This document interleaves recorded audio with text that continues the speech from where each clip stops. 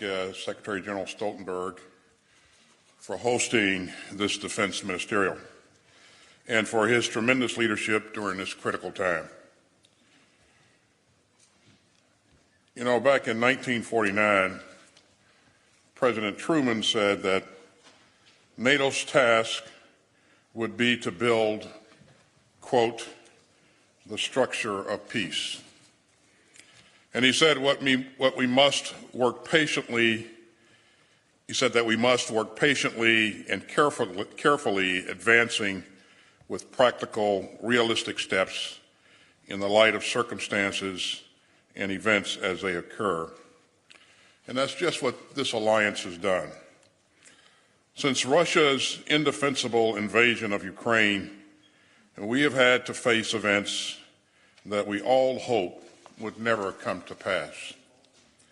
And this alliance has met the challenge with determination, with resolve, and above all, with unity. Together, we have responded swiftly and decisively to Russia's baseless and lawless and reckless invasion of Ukraine. NATO has shown the world that it remains the essential forum for consultation, decision, and action on transatlantic security. We are all proud to stand with the brave people of Ukraine as they defend themselves in their democracy and their sovereignty. And during this enormous crisis in European security, we're proud to stand together to strengthen the rules-based international order that protects us all. Our work together is indispensable, and these ministerials are invaluable. It's an opportunity to consult with one another and to share ideas and to ensure that the alliance is prepared to face the challenges of today and tomorrow. Together, we have risen to the challenge of Putin's war of choice and Russia's assault on transatlantic security. Our allies have activated NATO's defense plans. They've deployed elements of the NATO response force, and they've placed tens of thousands of troops in the eastern areas of the alliance, along with significant air and naval assets under the direct command of NATO and supported by allies' national deployments. And NATO is also making plans to strengthen its deterrence and defense posture for the longer term, especially along the eastern flank. Over 2 highly productive days, this ministerial has laid the groundwork for important discussions and decisions at the NATO summit in Madrid later this month. Now, NATO is also close to welcoming 2 new members to the alliance. And Finland and Sweden have made the historic decisions to apply for membership, and that reflects the appeal of NATO's core values. The values that unite us as an alliance remain strong and timeless, and so does our shared vision of a stronger, rules-based international order in a more peaceful world. I am deeply proud of the progress that we've made over the past several months, and now the good work must continue. And during our time together, I've encouraged my fellow ministers to do even more. We all share the responsibility to procure, prepare, and provide ready capabilities and forces to prepare this alliance for the challenges to come. NATO's preeminent task has not changed: to defend each and every ally's sovereignty, territorial integrity, and independence. And that's why America's commitment to NATO and to Article 5 remains ironclad. Thank you for being here today, and I'm happy to take a couple of questions. Thomas Kuczka from Frankfurter Allgemein. Thanks a lot. Thomas Kuczka, Frankfurter Allgemeine Zeitung.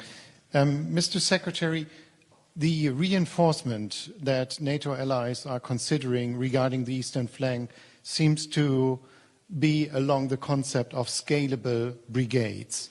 So this means that NATO member states will rely heavily on their ability to quickly move forces to theater when it's necessary. We all know about shortcomings in logistics and weapon supplies over the previous years. And I'm just wondering, how confident are you that NATO member states will be up to the task and will in fact be able to fulfill this requirement if need be? Thank you. Well, thanks. I am confident. I have confidence in the process and the ability of our allies to build the capabilities that we agreed that we all need. You know, when I looked around the room in our meetings there, and I saw the commitment and the energy in that room, and you know, it was heartening. It was encouraging.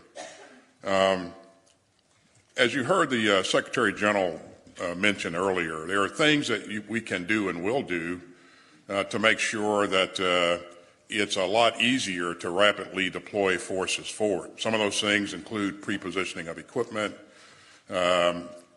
putting forces that are at home station on higher levels of alert, streamlining command and control so that it's easier to fall in on a formation.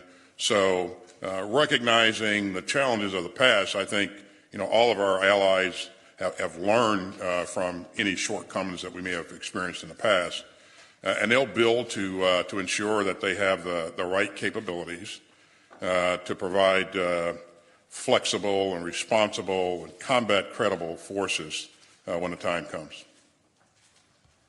Oren Lieberman, CNN.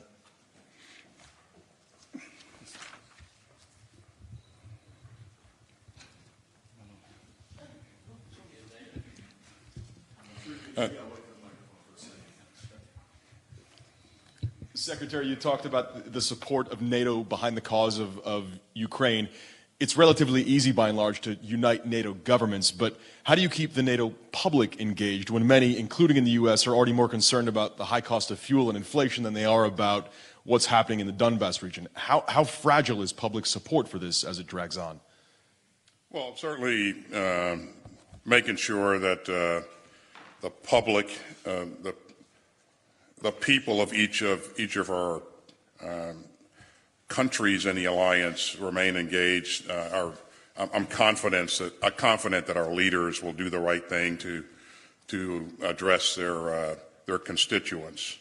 As we come together and talk about complex issues, we can be assured from time to time that there will be differences of opinion, but that's why we have these meetings, to make sure that we really wring things out and entertain any questions or issues that various countries may have, so that they can go back and work with their constituents and make sure that people really understand where the alliance is going and what it needs.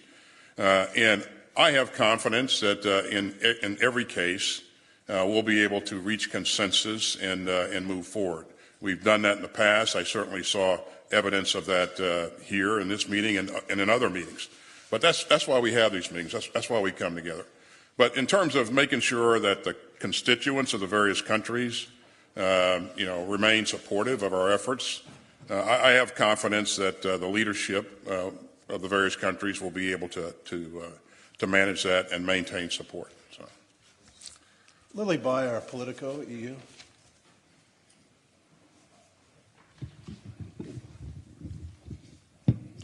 Thank you very much. I have two brief questions. The first is, could you update us more specifically on your thinking on what kind of extra support the U.S. might offer Eastern NATO allies? And the second question is, what assistance is the U.S. providing Ukrainians trying to repair javelins? Thank you.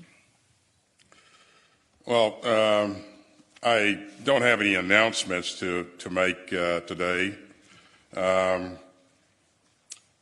I would say that,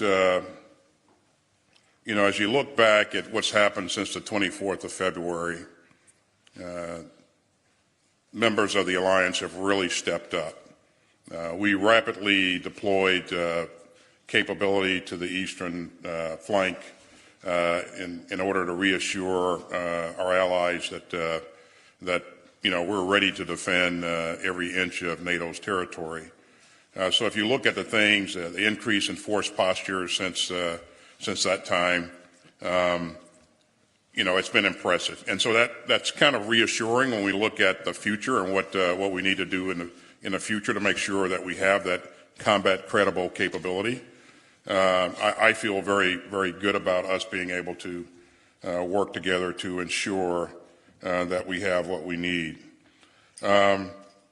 You heard the Secretary General say earlier that what we're really focused on is not just numbers of boots on the ground. We're really focused on total capability. So capability in air, land, sea, and cyber and space.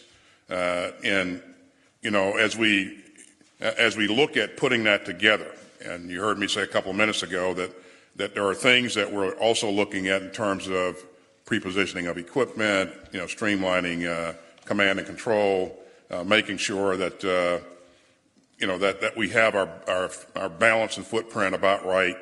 There are a number of things that we're going to be working on going forward, but that